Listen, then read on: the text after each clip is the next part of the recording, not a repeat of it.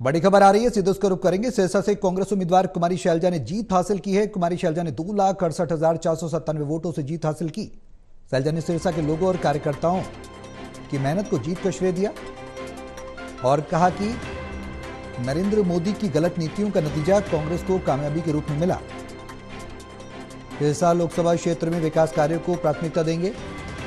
4 महीने बाद हरियाणा में विधानसभा चुनाव की तैयारी करेंगे। लोकसभा चुनाव में जीत के बाद अब हरियाणा विधानसभा चुनाव में जीत का परचम लहराएंगे। कुमारी शैलजा का बयान, अगली बार हरियाणा की तैयारी। सिरसा से बीजेपी उम्मीदवार डॉक्टर अशोक तंवर को हराया। सिरसा लोकसभा क्षेत्र से लगातार तीसरी बार आ रहे डॉक्टर अशोक तंवर।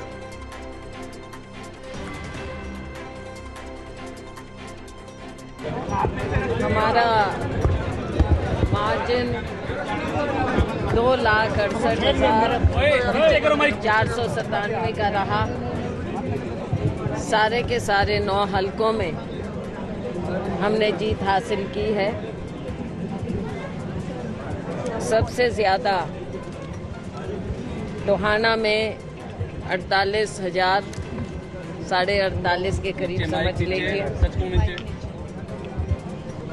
फतेहाबाद में 22,500 के करीब, रतिया में 38,500 के करीब, नरवाना में 15,500 के करीब, कालांवाली में 42,000 से ज़्यादा, रानिया में 27,000-28,000 के करीब, डबवाली में 34,500, सिरसा में 13,000 से ज़्यादा, एलनाबाद में 27,000 से ज़्यादा।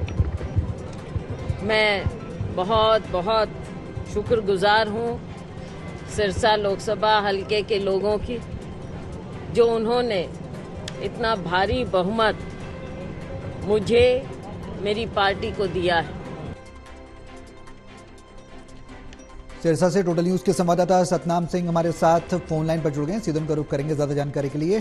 सतनाम, जो एक उम्मीद थी, जो दावा ठोका गया था, कहीं ना कहीं वो दावा जीत में तब्दील होता नजर आया और सिरसा से कुमारी शैलजा सफल हुई उस दावे को हकीकत में बदलते हुए।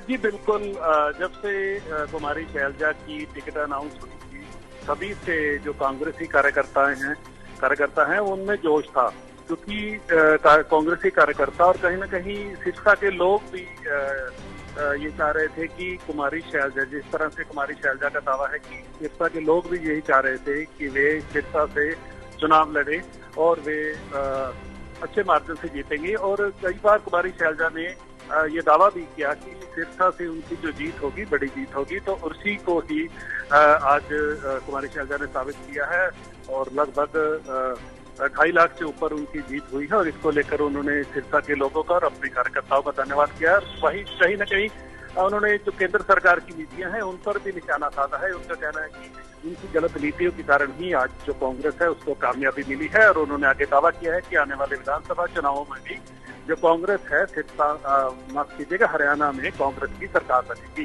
जी सतनाम, ये जीत कहीं ना कहीं इस बात को आश्वस्त भी करती है कि आने वाले विधानसभा चुनाव में कांग्रेस का परफॉर्मेंस में सुधार होने की उम्मीद जताई जा सकती है। हाँ जी बिल्कुल, जिस तरह से कांग्रेस का प्रदर्शन रहा है, 10 में से 5 सीट जीतने में वो कामयाब रही है, तो जाहिर तौर पर जो कांग्रेसी कार्यकर्ता है और जो कांग्रेस नेता है उनका मनोबल बढ़ा है। और जाहिर तौर पर आने वाले विधानसभा चुनावों में जो कांग्रेस है पूरी मजबूती के साथ लड़ेगी।